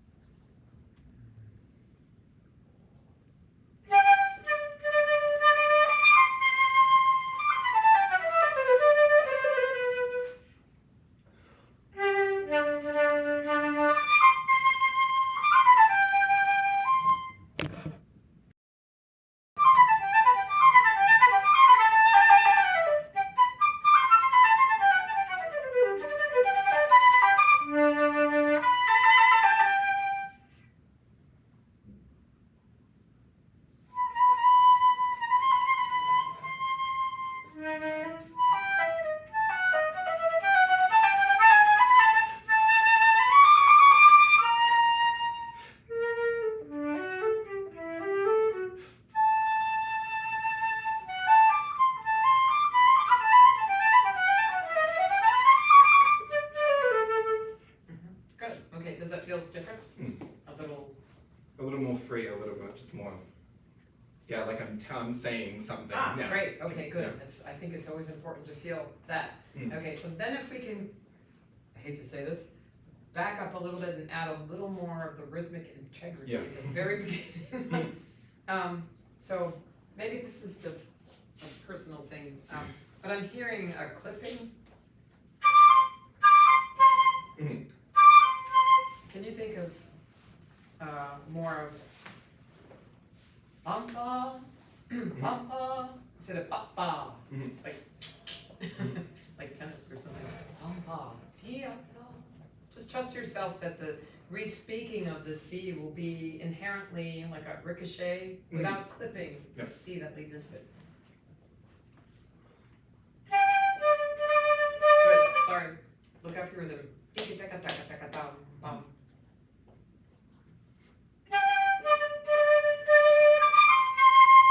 That's it. So much better, I think.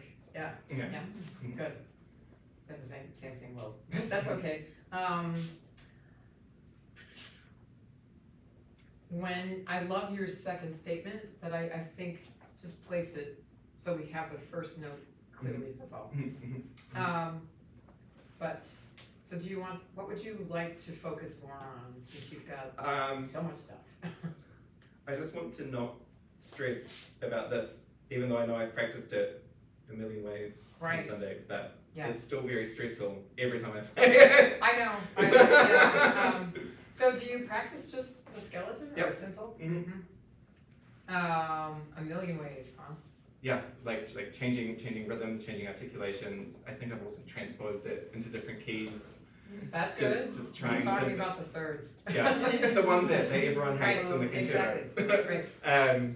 But yeah, just trying, and then when I get, because I do get it comfortable in the practice room, but then I don't know what happens when the nerves kick in. If something's gonna not be as comfortable, it'll be those thirds. I usually get through them, like I got through it when I played it before, but I'm like, I know I could sell that more and be be more secure in my own technique.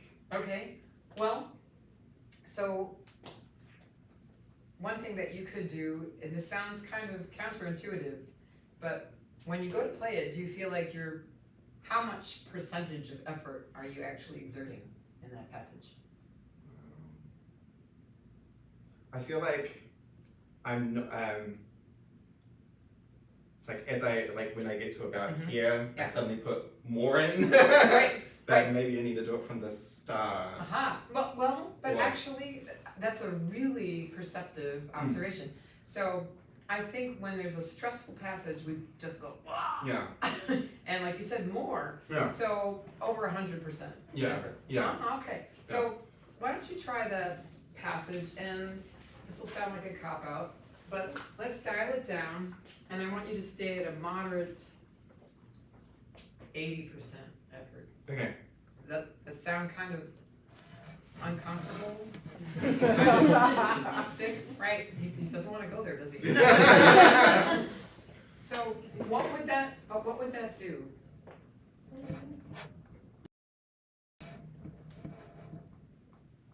I think it would sort of almost like trick myself into thinking that it's easier. Well, because it's not hard. I've practiced it. Exactly, you know Yeah. this. Yeah. You know this. Yeah. So it's definitely tricking ourselves, but it's really trusting ourselves. Yeah, It's- yeah. You don't need to think about all of the things you've No. already done, it's in there. Yeah.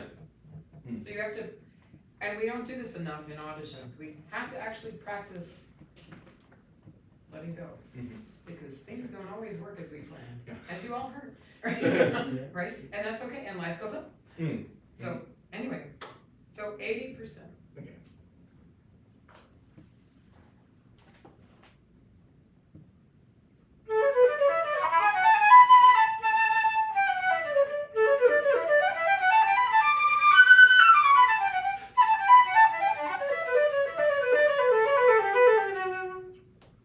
But even though some of the notes didn't like quite speak, it felt nice to play. Okay, so I felt better? Yeah, yeah. Okay, did it sound better? I Yeah. think so, it's kind of flowed. Mm, Yeah. mm.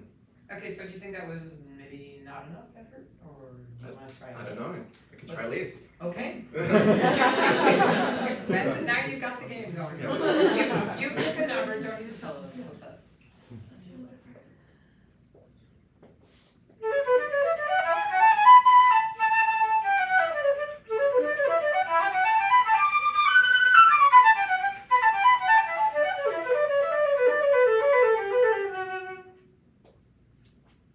Yeah, I like that. Yeah. It feels good to play.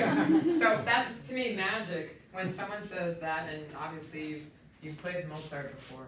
Yeah, no, it's true, Yeah. so I think you're onto something. Mm, okay. Yeah. Okay, so it's a little bit of a game that we have to kind of play with ourselves. As, you know, if you're going to be taking auditions, we Yeah. need to think about all kinds of things in very different ways, like you Yeah. said. Mm. So, I'm still hearing be-up-ba. Okay. Yeah. That's a personal thing. No, yeah, I definitely want, because downbeat. Not downbeat. Well, but just, it's the Yeah. release of Okay. the note that you're Okay. anticipating a re-articulated note. Okay, okay. Or not anticipating, but Yeah. it's the same note. Mm. You're being very clear, but I think it's cutting Okay. the energy. Mm. Like a string player would go be-up-ba. Yeah. Right? So, Mm. Okay. do you wanna look at one of the excerpts? Yeah, sure. Actually, could we do William Tell? I played this in an audition a couple of weeks back. Yeah? And I crashed and burned on this G major arpeggio, and I got the thank you. Great. Right here? I didn't even get to play the G major bit, but I'm gonna play this. Oh, wow. Okay. wow. That's okay. And then we have to kind of like rip that out Yeah. of our memory. Yeah. Yeah, it's okay. So, and you've practiced this all kinds of ways. Yeah. Have you slurred it? I don't think I actually slid it much. Probably like a couple of times, but Yeah. never really like intensely focused on something. Okay, so it's a mechanical thing, I think, the spot. So it's maybe, think about the fingers you're actually picking up more than the ones you're putting down. Do you wanna try that? Mhm. Right there? Articulated or slurred? go ahead and tongue it now. Mhm. I don't wanna give you too much at once.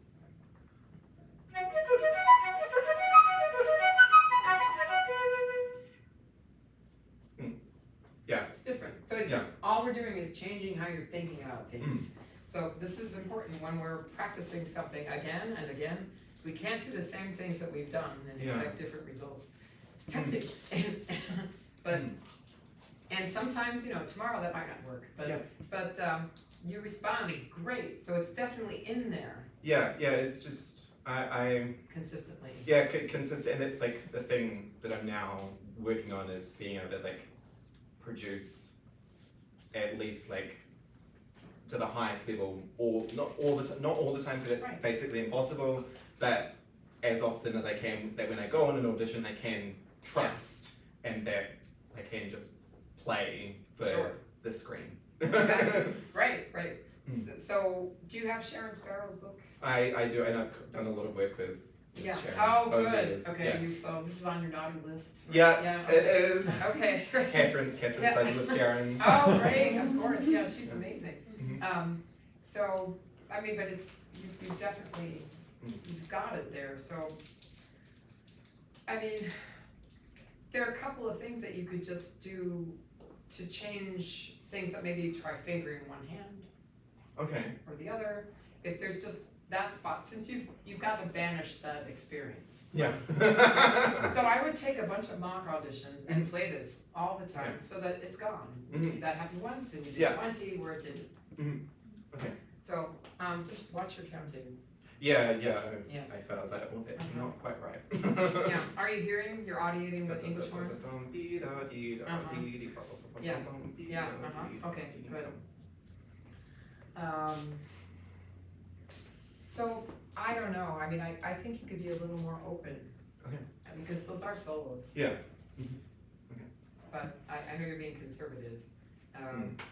Do you wanna try getting into this spot? Yeah. Yeah, I'll go through. Sure, okay.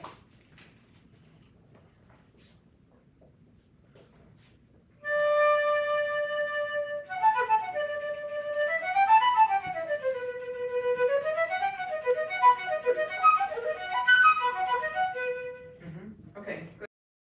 Are you thinking, whoops, that this is a sequence? Or are you thinking that this is just eternity? I don't really know what I'm thinking. I'm trying my hardest not to think. Okay. I want your singing brain to participate more. Blah, blah. Mm. Yeah. Mm.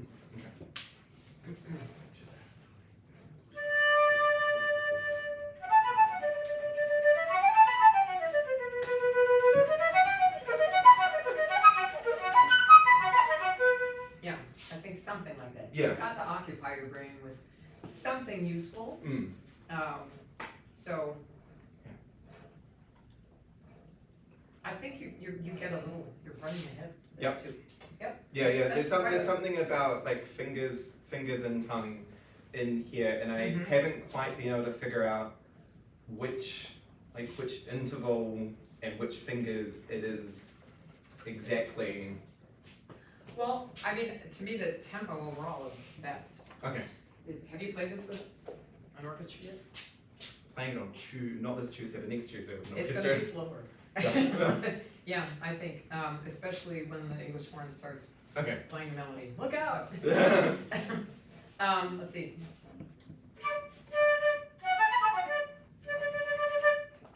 Are you single playing? Yeah. Yeah, that's great. Wow.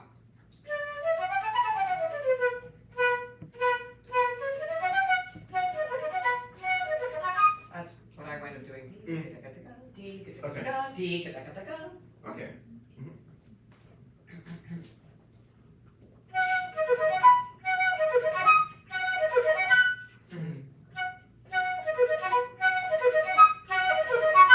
Right, I feel like it's sort of Yeah.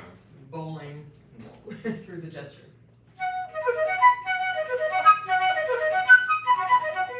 Mm. Can you let it just sort of feel like you're releasing and swinging? And if you feel like it's technical, this could be a moment where you're releasing this again. Sorry, too much talking.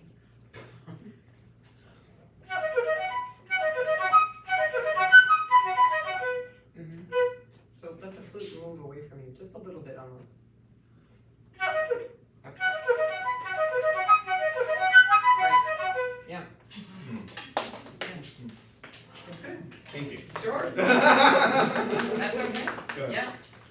Do we have to, okay.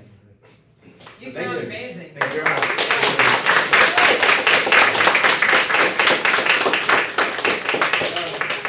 Thank you, Dr. Arnone, this was absolutely fantastic. Francesca. And stick around if you want to try some of the students. We have beautiful representations of their stuff here. You should just like have a try. And then try some food. We got some snacks out there for everyone. And I just have two things I wanted to say is that those that played in the class and Powell would love to do a Flutistry selfie here in front of the sign at the close.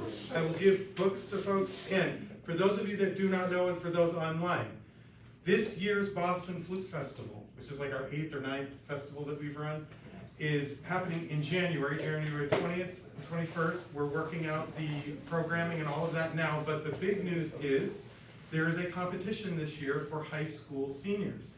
And the deadline for the first application is November 1st, if I understand that correctly. Or in the middle of November. But you can visit Boston Flute Festival, bostonflutefestival.com. First prize winner of this high school competition will receive, sponsored by Berkeley and Boston Conservatory, a full tuition scholarship for 4 years to Boston Conservatory. So, tell your friends, tell your 12th graders what's happening, and check that out at Boston Flute Festival.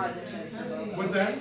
Can you use the competition finals to count as your audition for both? And the competition finals count as your audition, so it's admission basically and full tuition. So that's really exciting and you're gonna want to pay attention to that. Okay, I think that's everything. Bravo! This was amazing.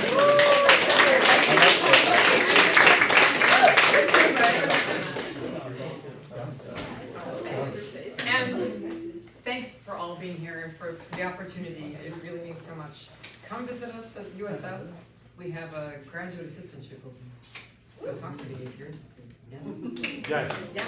And if you come to Florida and you're at USF, We then have you full can repair, intern. instruments, Right. and so if you're ever visiting Florida too for some particular parks or anything, or That's there's true. lots You're of across stuff, the there's street from great Bruce Carden's. flute stuff happening down in Florida. Yes, great, thank you. Wonderful.